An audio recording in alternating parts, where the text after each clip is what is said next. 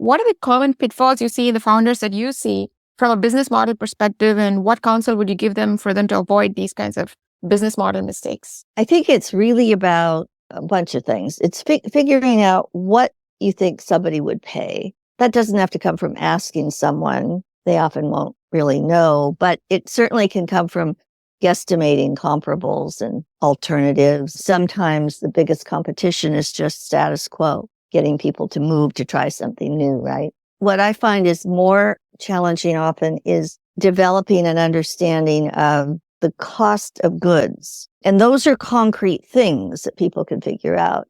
But trying to really appreciate what margins are they going to need to be financially viable. And then the next part of that is in their go-to-market strategy. Do they have to use expensive channels to get to these customers? A classic challenge with consumer products is when you go through retail, there's a huge part of the revenue that you give away. And so people try to come up with alternatives like packages and monthly shipments and things. So I think it's recognizing that you've got the end customer's willingness to pay, and then you've got all these elements that are in your path to before you can get there. Like take consumer products. One reason why investors and companies do well when they have a monthly subscription or something that's sticky. Razor blades example. You've got a product, but then you have a monthly service or subscription, something that causes that customer to remember you, to think about you, to be interacting in some way with your product